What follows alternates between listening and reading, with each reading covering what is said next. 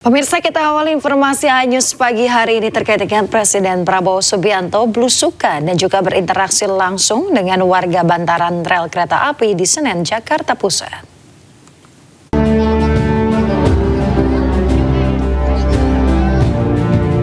Presiden RI Prabowo Subianto belusukan ke permukiman di bantaran rel kereta api Senen, Jakarta pada Kamis sore. Prabowo melihat langsung kondisi di lokasi, sekaligus mendengarkan aspirasi masyarakat.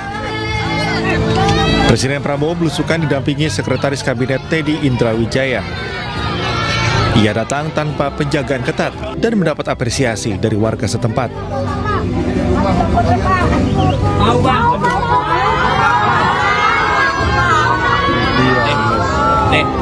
Sembari menyalami masyarakat, Prabowo juga berbincang dan mendengarkan aspirasi langsung dari warga. Dalam kunjungan ini, Presiden Prabowo menegaskan komitmen pemerintah untuk menyediakan hunian layak bagi masyarakat. Mungkin kalau saya udah lama tinggal di sini, kalau ada yang mau nempatin kayak rumah susun, ya saya mau Pak, mungkin saya udah nggak tinggal di rel lagi. Sebelum meninggalkan lokasi, Presiden Prabowo Subianto kembali menyapa masyarakat dari mobil kepresidenan. Dari Jakarta, Rani Sanjaya, iNews melaporkan. Polisi menangkap 2 warga negara Liberia dalam kasus penipuan penggadaan uang. Ya, para pelaku menipu korban dengan modus black dollar.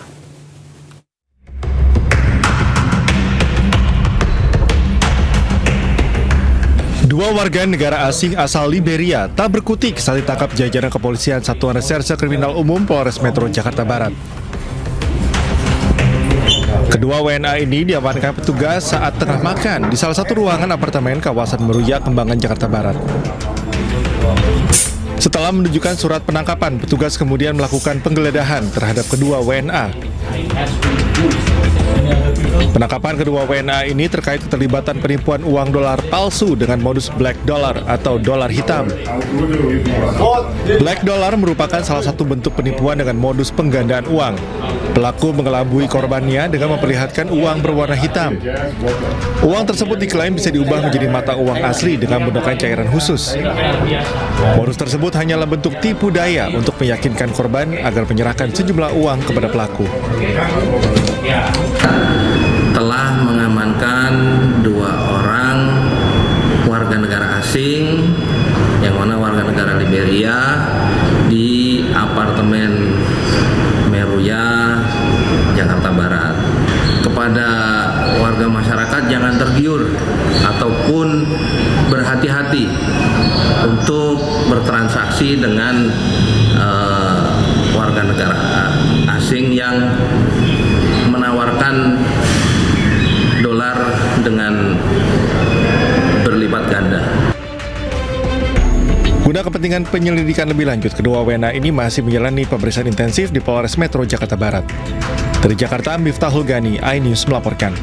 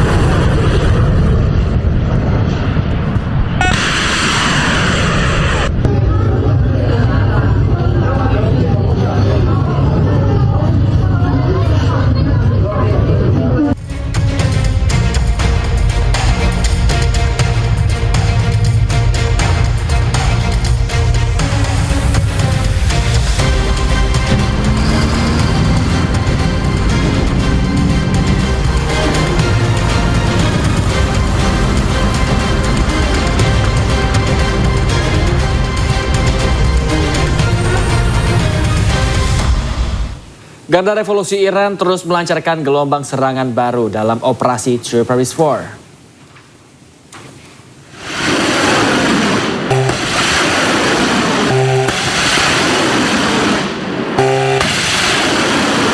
Pemirsa, rekaman video menunjukkan detik-detik peluncuran gelombang ke-82, gelombang serangan terbaru militer Iran yang dirilis oleh Garda Revolusi Iran.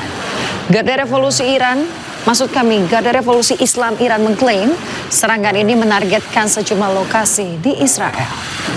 Gelombang serangan militer Iran makin masif pasca Iran menolak keras negosiasi dengan Amerika.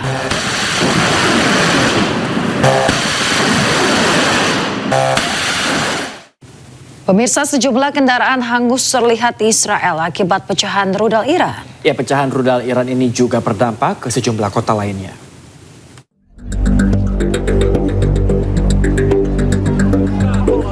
Beberapa mobil hangus terbakar di sebuah lingkungan di Israel Tengah setelah pecahan rudal Iran menghantam daerah tersebut. Kendaraan-kendaraan hangus terbakar hingga tinggal kerangka, tanah yang gosong dan puing-puing berserakan di jalan. Sementara pihak berwenang bergegas membersihkan puing-puing dan memindahkan mobil yang rusak dari lokasi kejadian. Meskipun terjadi kerusakan, tidak ada laporan cedera serius di lokasi kejadian. Serangan itu terjadi di tengah laporan tentang beberapa salvo rudal yang diluncurkan ke arah Israel Tengah pada Kamis pagi. Dampak juga tercatat di Kafir Qasim, Tel Aviv, Petah Tikva, dan Haifa. 9 orang terluka di seluruh Israel dan tepi barat selama serangan tersebut yang dilaporkan melibatkan amunisi tandan yang menyebarkan amunisi kecil ke area yang luas.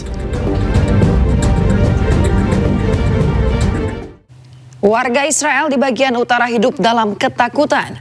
Hampir setiap 10 menit sekali sirine berbunyi, pertanda mereka harus segera berlari ke tempat perlindungan.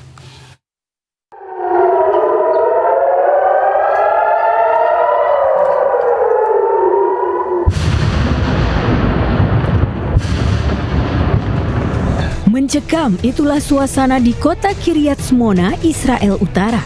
Warga Israel hidup dalam ketakutan di tengah serangan roket Hizbullah. Warga Israel Utara menjadi cemas karena merasa jadi sasaran serangan lintas batas Hizbullah yang secara rutin terus berlangsung sejak perang AS Israel dengan Iran 28 Februari lalu. Menurut warga setempat, setiap 10 menit ada alarm yang mengharuskan mereka pergi ke tempat perlindungan. Komando Pertahanan Dalam Negeri mendesak warga untuk patuh tetap berada di tempat perlindungan. Beberapa hari sebelumnya ada ledakan besar, sebuah roket yang menghantam beberapa rumah di kota tersebut. The area, but what I want to emphasize is the rocket that was used here is a cluster missile. This has one purpose and one purpose only: to maximize civilian damage and casualty counts. So we call on the public, continue listening to instructions of the Home Front Command and the Israel Police. Stay close to protected shelters. When sirens go off, go in protected shelters. We've seen this save lives time. Pemirsa, di tengah saling serang antara Amerika Serikat, Israel, dan Iran, burung gagak selimuti langit Tel Aviv.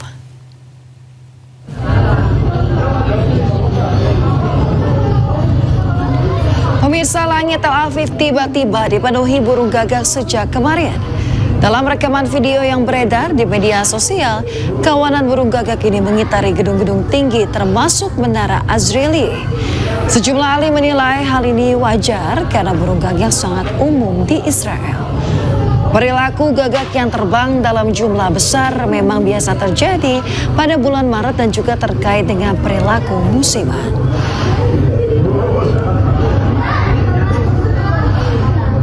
Pemirsa, Iran meminta negara-negara di Timur Tengah untuk tidak terpecah belah. Iran juga menuding Israel sengaja menanamkan Iranofobia supaya dunia memusuhi Iran. الهجمات تمثل استخداما غير مشروع للقوة بما يتعارض مع أحكام ميثاق. Pernyataan ini disampaikan oleh perwakilan Iran dalam sidang darurat PBB yang digelar di Jenewa, Swiss. Dalam sidang, Iran mengingatkan negara di Timur Tengah untuk tidak terpecah belah oleh fitnah dan juga serangan yang dilancarkan Israel. Dukungan untuk Iran diberikan oleh China dan juga Rusia. Kedua negara ini juga tegaskan tidak ada negara manapun yang boleh ikut campur dalam urusan dalam negeri negara lain. Compounded when false and fabricated narratives replaced with realities are accepted as truth, when defenders are recast as enemies. The malevolent regime of Israel has cunningly turned the President of the United States as executor of its wicked designs. Such mastery poses a grave threat to the entire world.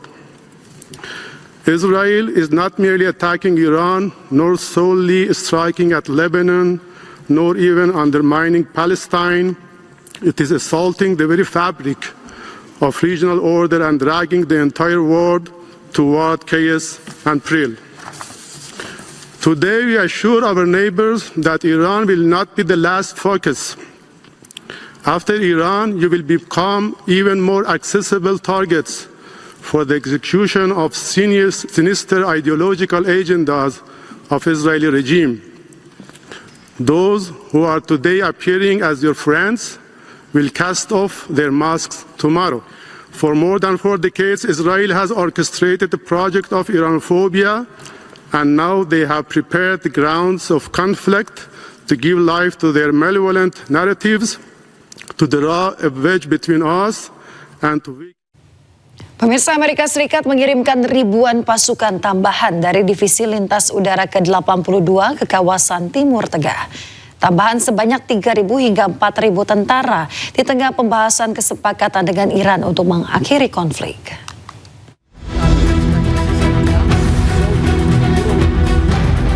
Pasukan elit sebanyak 4.000 ini bermarkas di Fort Bragg, North Carolina dan dikenal mampu melakukan operasi tempur termasuk serangan udara melalui penerjunan. Pihak militer Amerika Serikat menegaskan bahwa pengumuman reski akan disampaikan oleh pihak Pentagon meski belum ada keterangan langsung untuk mengirim pasukan darat langsung ke wilayah Iran. Sebelumnya Amerika Serikat telah mengirim ribuan marinir dan personil angkatan laut melalui kapal serbu amfibi USS Boxer beserta kelompok tempurnya. Pasukan Amerika Serikat di Timur Tengah diperkirakan telah mencapai 50.000 personel. Penguatan militer Amerika Serikat menjadi kesiapan untuk melanjutkan operasi di kawasan Timur Tengah. Pemirsa, akibat ketegangan di Timur Tengah, sejumlah negara mengalami kenaikan harga BBM. Selain itu, pom bensin juga dipenuhi oleh kendaraan yang mengantri. Coba kita lihat sekarang harga isi bensin di Australia itu naik seberapa banyak imbas konflik yang lagi terjadi sekarang. Kalian lihat ini tuh harga bensinnya sekarang segini. Dulu tuh ini kayak sekitar mungkin. Akibat ketegangan di wilayah Timur Tengah, kelangkaan BBM terjadi di Australia. Ini tuh buat harga yang 98 sama 95 ini. Tapi sekarang malah ini jadi harga yang paling murah. Kita isi sekitar hampir 20 liter dan bayarnya itu di 30. Seorang diaspora menceritakan pengalamannya membeli bensin dengan harga yang meroket.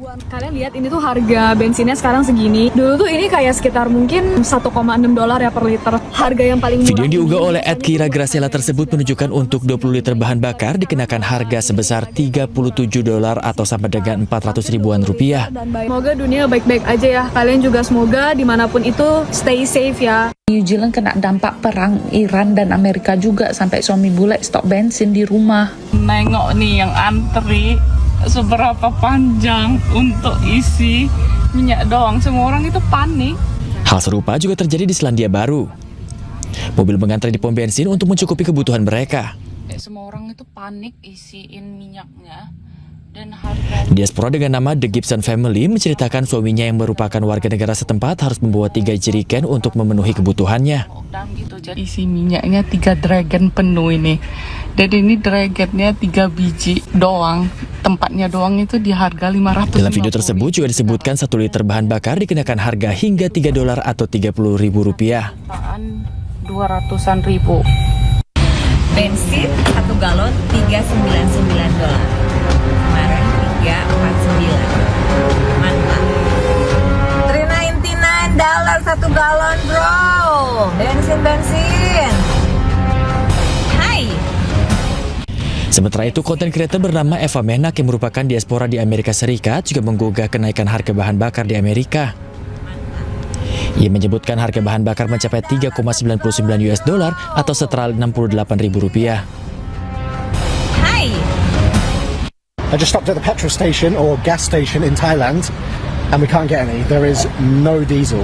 Some petrol stations along the way have had massive queues and then others nothing because there is nothing there to get. Sementara itu, seorang warga di Thailand melalui akun media sosialnya menceritakan pengalamannya kesulitan mencari BBM. Ia bahkan harus mencari di lebih dari 20 pom bensin. Hey, here we go. Maximum 3,000 baht. It's maximum 3,000 baht. Pemirsa, Presiden Turki Recep Tayyip Erdogan memperingatkan perang di Iran telah meluas menjadi krisis global. Ia mendesak agar kekerasan oleh Israel segera dihentikan demi menjaga perdamaian regional dan juga kemanusiaan. Son 25 gün bize şunu göstermiştir. Savaş, İsrail'in savaşı olmakla birlikte bedelini tüm dünya ödüyor. Savaş, Netanyahu'nun İkbal Savaşı ama ceremesini 8 milyar çekiyor. Netanyahu'nun başında olduğu katliam şebekesi bölge barışı adına, insanlık adına artık derhal durdurulmalı. Her ülke bu konuda cesur ve ön alıcı bir tutum. Pemirsa, Presiden Jerman Frank-Walter Steinmeier menyampaikan kritik keras terkait konflik Amerika Serikat-Israel di Iran. Ia menyebut perang Amerika Serikat terhadap Iran merupakan pelanggaran hukum internasional. Foreign policy does not become more convincing simply because we refuse to call a violation of international law a violation of international law. We had to grapple with this during the Gaza war, and we must grapple with it in the Iran war as well. For, in my view, this war is a violation of international law. There is little doubt that, in any case, the justification of an imminent attack on the US does not hold water.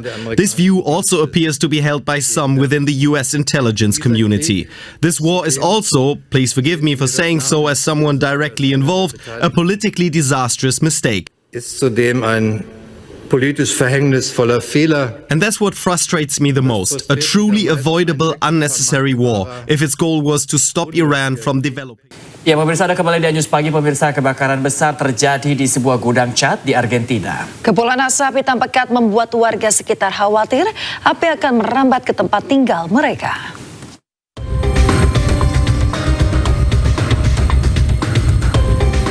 Kebakaran besar terjadi di sebuah gudang cat di Francisco Alvarez, Provinsi Moreno, Argentina. Kepulan asap hitam tebal membumbung tinggi, sementara anggota pemadam kebakaran berusaha memadamkan api. Insiden tersebut bermula saat pekerjaan pengelasan sedang dilakukan di dalam gudang. Api menyebar dengan cepat karena produk-produk yang mudah terbakar. Warga setempat pun khawatir karena kolom asap besar yang terlihat dari jarak lebih dari 30 km. Belum ada data pasti korban tewas maupun terluka dalam insiden ini. Sementara petugas terus berupaya untuk sepenuhnya mengendalikan kebakaran agar tidak merembet ke permukiman. Pemirsa, serangan udara Amerika di Irak Barat menyerang fasilitas medis. Ya, 7 orang meninggal dan 13 luka-luka. Pemerintah Irak mengizinkan kelompok paramiliter pro-Iran membalas serangan tersebut.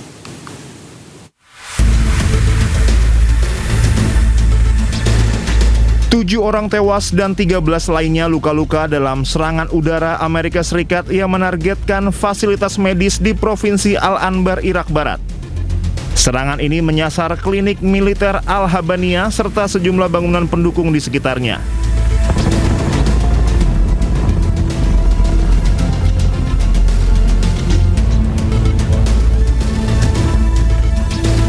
Serangan tersebut juga mengenai Departemen Tenaga Kerja Al-Habania. Pemerintah Irak mengecam keras operasi militer tersebut dan mengizinkan kelompok paramiliter pro-Iran untuk membalas serangan Amerika Serikat setelah serangan terhadap basis mereka. Kelompok-kelompok ini termasuk bagian dari Popular Mobilization Force, memiliki kekuatan besar dan berpotensi memperparah konflik.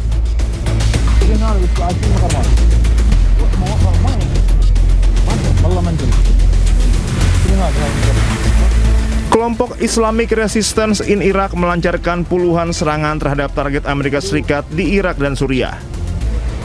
Hingga saat ini situasi di Provinsi Al-Anbar masih dalam pengawasan ketat otoritas keamanan Irak guna mengantisipasi serangan susulan di wilayah perbatasan.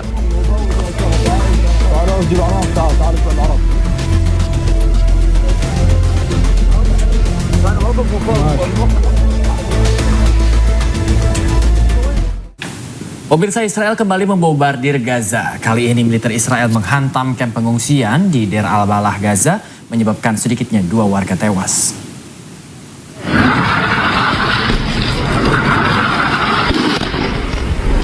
Rekaman menunjukkan momen serangan Israel menghantam kamp pengungsian Nusairat di Deir al-Balah, Gaza Tengah pada hari Rabu. Ledakan membuat warga berlarian menyelamatkan diri. Akibat serangan ini, sedikitnya 2 orang tewas, sementara sejumlah lainnya terluka. Meskipun serangan Israel ke Gaza telah menurun sejak perang antara Amerika Serikat, Israel dan juga Iran meletus, namun militer Israel tak pernah benar-benar berhenti menggempur Palestina. 680 warga Palestina tewas sejak gencatan senjata pada Oktober 2025 lalu.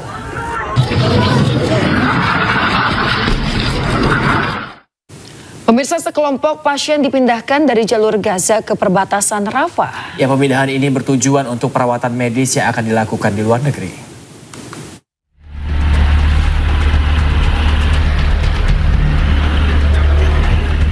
Palang Merah Palestina memindahkan sekelompok pasien dari jalur Gaza ke perbatasan Rafah menjelang perjalanan mereka ke luar negeri untuk perawatan medis. Ambulans Palang Merah Palestina tiba di rumah sakit untuk menjemput pasien sebelum menuju ke persimpangan. Sejumlah ambulans ini juga didampingi oleh kendaraan dari Organisasi Kesehatan Dunia atau WHO. 17 pasien dan 30 pendamping menyeberangi perbatasan untuk menerima perawatan di luar wilayah tersebut. Pihak berwenang mengatakan operasi di perbatasan Rafah dilanjutkan pada hari Kamis setelah dihentikan sejak akhir Februari. IDF sebelumnya telah mengumumkan pembukaan kembali perlintasan tersebut di kedua arah setelah ditutup di tengah pecahnya konflik regional yang lebih luas dan melibatkan Iran. Pemirsa, penderitaan warga Gaza yang bertahan hidup di penampungan sementara bertambah. Hujan lebat dan angin kencang membuat banjir melanda tempat tinggal sementara mereka.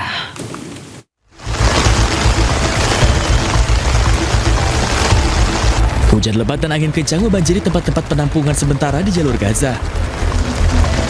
Salah satunya Kem Yarmuk di sebelah barat kota Gaza, di mana air hujan mengalir deras ke dalam tenda membasahi kasur, selimut, dan pakaian.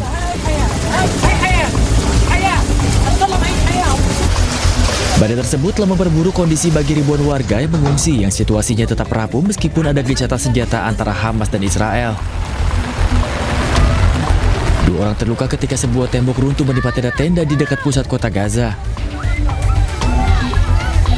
Dari sekitar 2,4 juta penduduk Gaza, sekitar 1,9 juta masih mengungsi dan tinggal di tenda setelah rumah mereka hancur selama perang dengan sedikit perbaikan kondisi meskipun gencatan senjata telah tercapai pada bulan Oktober lalu.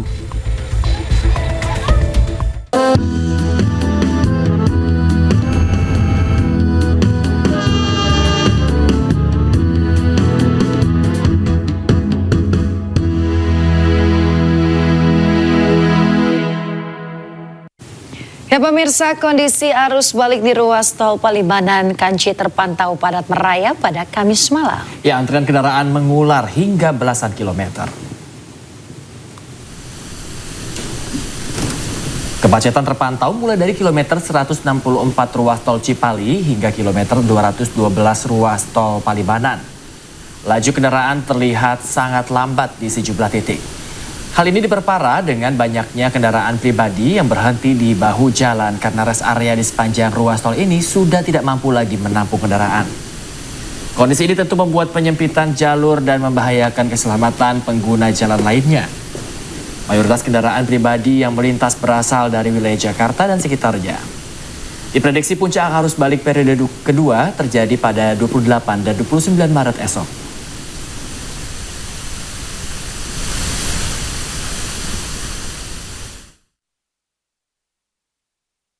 Pemirsa, untuk memantau situasi arus balik kami telah terhubung dengan jurnalis iNews, ada Anissa Rizkia di gerbang tol Kalingkakung dan juga ada Naura Syafika di gerbang tol Cikatama. Kita ke Anissa terlebih dahulu. Selamat pagi Anissa, bagaimana kondisi arus lalu lintas saat ini di sana? Silakan. Anissa baik.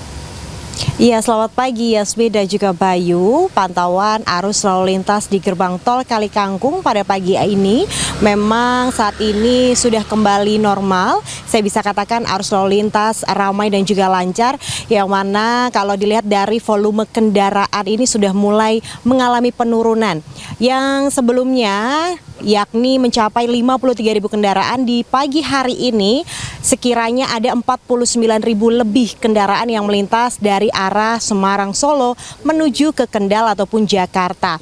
Dari arah sebaliknya ini justru mengalami peningkatan volume kendaraan, yakni yang sebelumnya hanya 9.000 kendaraan, kini di pagi hari ini sudah mencapai 15.000 lebih kendaraan yang melintas dari arah Jakarta menuju ke Semarang. Pasca dicabutnya one way nasional ini, memang tidak adanya ketersendatan ataupun penumpukan kendaraan yang terjadi di gerbang tol Kangkung, tempat kami mengabarkan. Dan pada hari ini, Yasmin dan juga pada pagi hari ini memang adanya penerapan yakni potongan tarif tol sebanyak 46% bagi Anda yang melintas dari gerbang tol Kalikangkung menuju ke gerbang tol Cikatama. Dan selain itu juga kami menginformasikan bahwasannya cuaca di gerbang tol Kalikangkung ini sejak semalam memang diguyur hujan dengan intensitas tinggi sehingga jalanan pada pagi hari ini masih licin, sehingga kami pun juga menghimbau kepada para pemudik yang hendak melintas di area gerbang tol Kalikangkung ini untuk tetap berhati-hati dan mewaspadai, dan tentunya Anda bisa mengecek kendaraan secara berkala dan memanfaatkan rest area, karena saat ini juga kami menginformasikan bahwasannya sempat terjadi ketersendatan begitu ya di rest area 424 di lajur B yang mengarah dari Jatingaleh menuju ke Jakarta. Namun memang hingga saat ini belum adanya rekayasa arus lalu lintas dari one way lokal yang diberlakukan mengingat volume kendaraan yang semakin menurun hingga pagi hari ini. Dan selain itu juga Yasmin dan juga Bayu, pada pagi hari ini sebanyak 16 gardu tol, yakni gardu tol utama dan juga satelit yang saat ini dioperasikan untuk tentunya melayani para pemudik yang hendak melintas di gerbang tol Kalikangkung. Untuk sementara saya kembalikan kepada Anda di studio.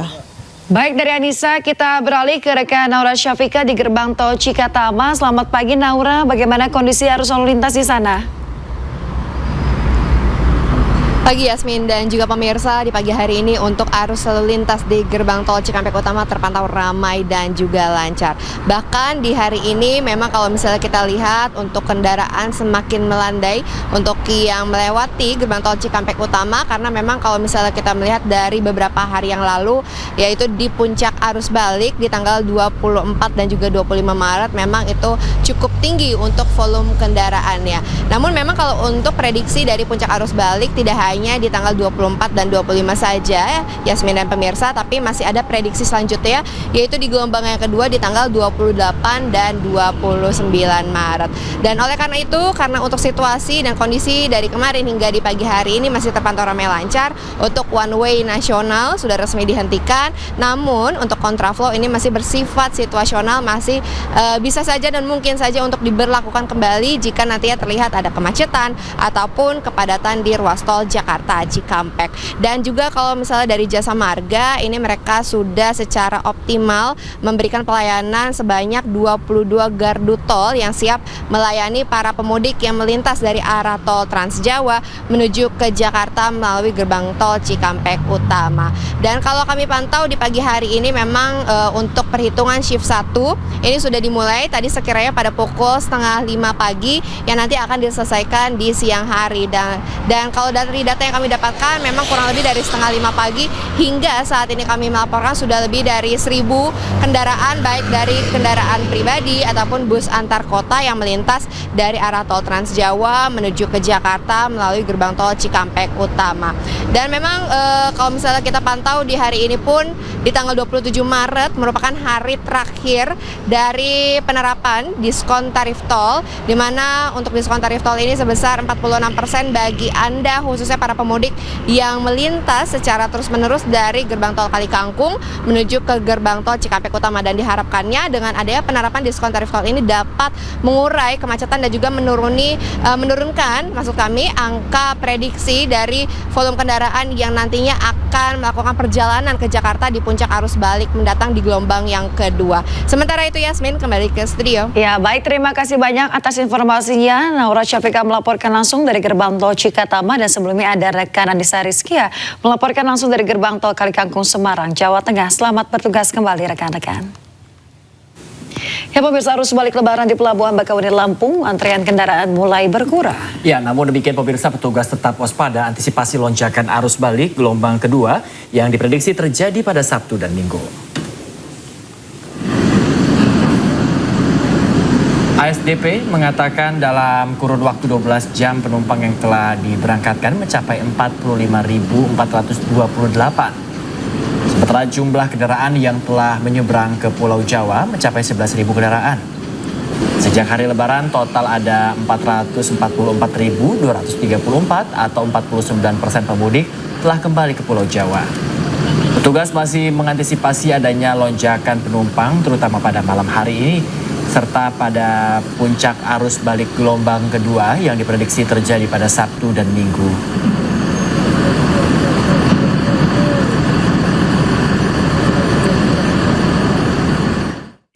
Merasa kesal karena harus mengantre hingga 2 hari, ratusan sopir truk bermuatan sembako hampir baku hantam di Pelabuhan Sumur Makmur Abadi, Lampung Selatan. Ya, keributan dipicu aksi sebuah truk pengangkut ternak ayam yang diduga menyerobot jalur antrean masuk kapal.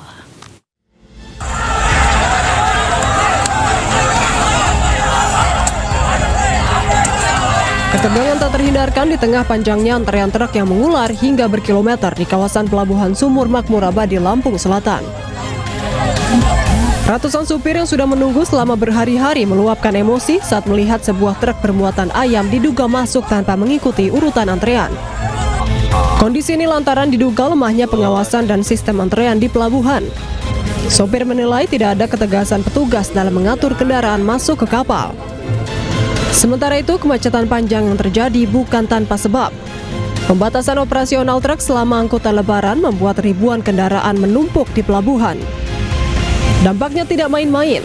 Ribuan ton logistik seperti sayuran, buah-buahan hingga ternak terancam busuk karena terlalu lama menunggu penyeberangan. Pembatasan truk sendiri dijadwalkan berakhir pada 29 Maret mendatang, namun hingga kini belum ada jaminan antrean akan segera terurai. Para supir berharap pemerintah dan pemangku kebijakan segera turun tangan. Mereka meminta penambahan armada, perbaikan sistem antrean, serta kebijakan yang lebih berpihak pada distribusi logistik. Dari Lampung Selatan, Lampung, Heri Sulistiawan, iNews melaporkan. Pemirsa, guna menekan risiko kecelakaan akibat kelelahan, sebuah posko pelayanan kesehatan gratis di Kabupaten Karawang, Jawa Barat bersiaga menjadi titik singgah utama bagi para pemudik sebelum kembali ke ibu kota. Berlokasi di titik strategis, Konfederasi Serikat Pekerja seluruh Indonesia menyediakan fasilitas pemeriksaan kesehatan secara cuma-cuma bagi pengendara yang mulai mengalami penurunan stamina di tengah padatnya perjalanan arus balik. Petugas medis disiagakan 24 jam untuk memberikan layanan kesehatan darurat, sekaligus area istirahat bagi para pekerja maupun masyarakat guna memulihkan kondisi fisik. Kehadiran posko ini diharapkan mampu memastikan setiap warga yang singgah dapat kembali bugar. Jadi banyak yang kami melayani dengan pengobatan pertama, lalu juga ada pribadi pelatihan untuk dapat melayani masyarakat yang melewati Kabupaten Karawang. Pemudik spesialnya tahun ini ada di Karawang, Purwakarta, Subang, Sumedang, dan Cirebon. Dan tahun depan Arus balik lebaran yang menggunakan kereta cepat Wush terpantau padat Kamis siang. Ya, petugas penumpang maksud kami naik 11% dibandingkan dengan tahun lalu.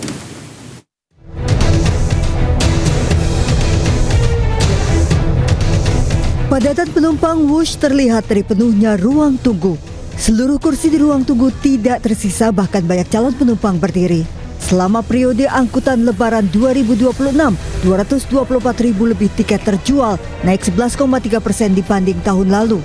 Tren permintaan yang masih tinggi diproyeksi lebih dari 20.000 penumpang per hari hingga akhir pekan ini.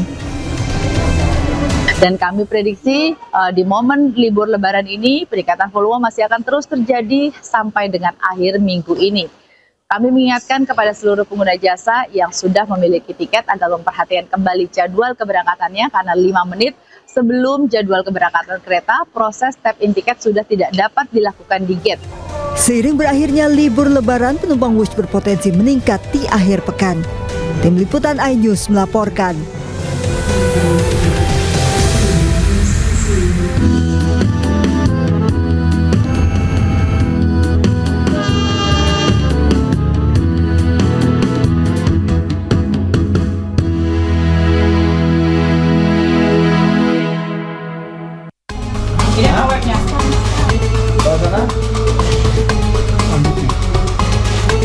Direktorat Siber Polda Sumut menggerebek 2 kamar di salah satu apartemen mewah di Kota Medan yang dijadikan sebagai markas operator praktek perjudian online.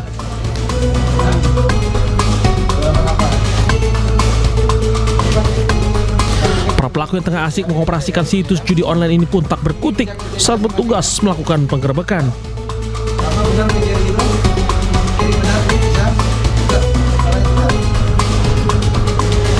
Ketika kamar digerebek, total ada 19 orang pelaku berbagai peran yang ditangkap.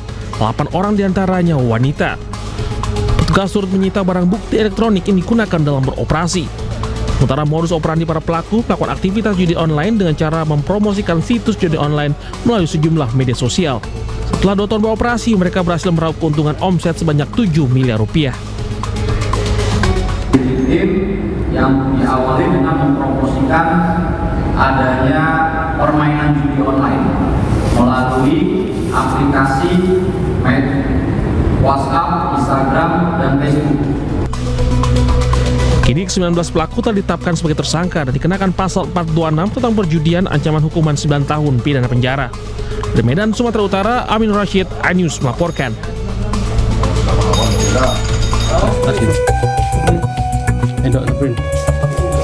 Di belakang lu. Seorang ART berinisial SF diringkus tim Tekap 308 Satreskrim Polres Kota Metro Lampung. Ia diamankan saat tengah tertidur di tempat persembunyiannya bersama suami siri di wilayah Teluk Betung Barat, Kota Bandar Lampung. Ini pelapor atas nama Dewi Rahmayanti. Dia kehilangan 5 juta. Terus yang lainnya gedean. SF diringkus lantaran diduga telah melakukan pencurian sejumlah perhiasan emas dan berlian milik majikannya sendiri. Pelaku mengaku nekat mencuri demi kebutuhan biaya dalam merayakan hari Lebaran bersama keluarga. Barang perhiasan hasil curiannya pun dijual dengan harga 9 juta rupiah dan uang dibelikan untuk sembako, pakaian baru untuk sang suami. Berbelanja di Sumarperaket, ketika pulang terlapor sudah tidak ada, sudah melarikan diri dan diketahui oleh pelapor membawa emas serta berlian milik pelapor. Atas perbuatannya pelaku dijerat pasal tentang pencurian, ancaman pidana penjara maksimal 5 tahun. Dari Kota Metro Lampung, Tinus Tristanto, iNews melaporkan. Pemirsa, sebuah minibus yang membawa rombongan pemudik dari Lampung terguling hingga masuk parit di Banyumas, Jawa Tengah. Diduga kecelakaan terjadi akibat pengemudi menghindari pemotor yang terguling di depannya. Sebuah minibus yang membawa 10 penumpang terguling dan masuk ke dalam parit sedalam 3 meter di Jalan Raya Sidomulyo, Banyumas, Jawa Tengah. Menurut keterangan sopir, mobil yang membawa rombongan pemudik menghindari pengendara sepeda motor yang tergelincir di tikungan. Sopir yang menghindari tabrakan lalu membanting setir ke kanan hingga terperosok ke dalam parit. Proses evakuasi sendiri berjalan cukup lama lantaran kendaraan berada di dalam parit dalam posisi terbalik. Tidak ada korban jiwa dalam peristiwa ini. KBM Elf masuk ke dalam parit. Untuk kronologis kejadian, KBM Elf berjalan dari arah utara ke selatan. Searah di depannya ada sepeda motor yang terguling, sehingga KBM Elf tersebut menghindar ke kanan dan masuk ke dalam. Sebuah minibus yang ditumpangi pejabat Balai Karantina Indonesia terguling di ruas tol Jalan Reformasi Kota Makassar, Sulawesi Selatan. Diduga kendaraan kehilangan kendali dan menabrak pembatas jalan serta pot bunga.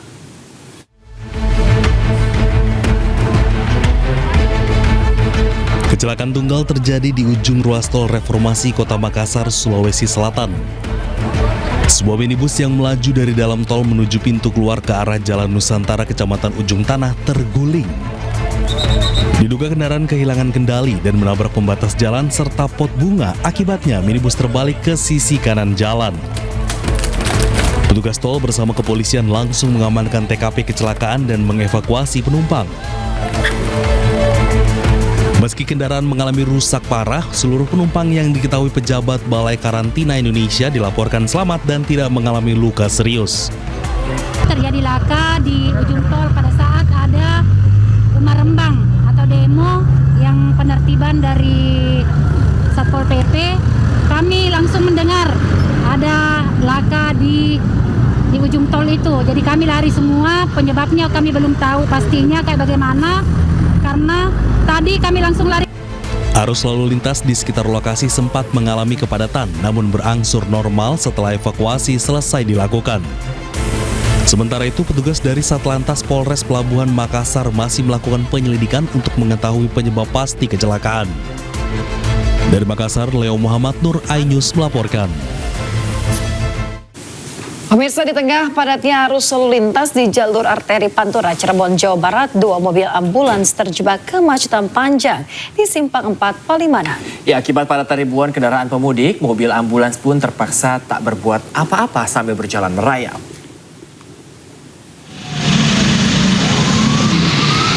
Jalur arteri Pantura Simpang 4 Palimanan Cirebon yang mengarah ke Bandung macet hingga membuat 2 mobil ambulans berupaya menerobos kemacetan.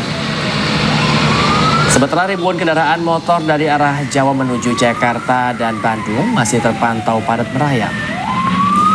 Bahkan di titik pertemuan arus di Simpang 4 Palimanan ini mengalami kemacetan panjang hingga 5 km. Akibat kemacetan ini, pemudik yang hendak kembali ke Jabodetabek hanya bisa berjalan merayap dengan kecepatan rendah. Diperkirakan lonjakan pemudik arus balik akan terus meningkat hingga hari Sabtu dan Minggu mendatang.